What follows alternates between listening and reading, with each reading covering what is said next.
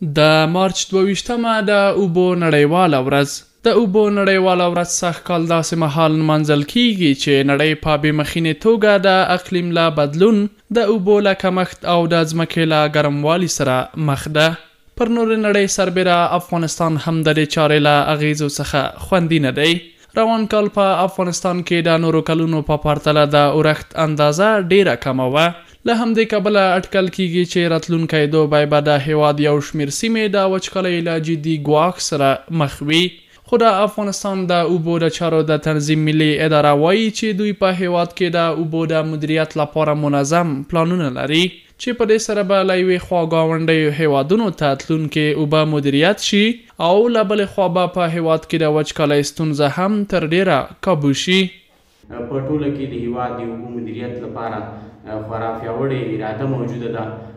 زموږ هیله دا ده چې باید او په دې باندې کار کوو چې د هیواد اوبه مهار او مدیریت شي تر څو د اوبو سرچینې پیاوړې او په مختلفو برخو کې هیوادوال ترې استفاده وکړي. په ورته مهال د اوبو د چارو څیړونکي او متخصصین هم وایي چې په وروستیو کلونو کې په نړۍ کې د اوبو کچه ډیره راټیټه شوې چې د چارې نه یوازې د ځمکې په ګرموالي کې مرسته کړې بلکې د هیوادونو ترمنځ یې د اوبو پر سر د احتمالي جګړو په اړه اندېښنې هم ډیرې کړي. د اوبو همدغه د کمښت وجه ده چې نه یوازې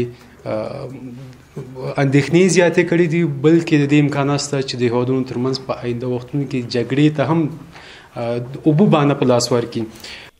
بلخوا ملګرو ملتونو هم په نړۍ کې د اوبو پر مدیریت او سپما پر ټینګار سره اندېښنه څرګنده کړې چې د ټولې نړۍ د نفوس 3 برخه یې پاکو اوبو ته لاسرسی نه لري.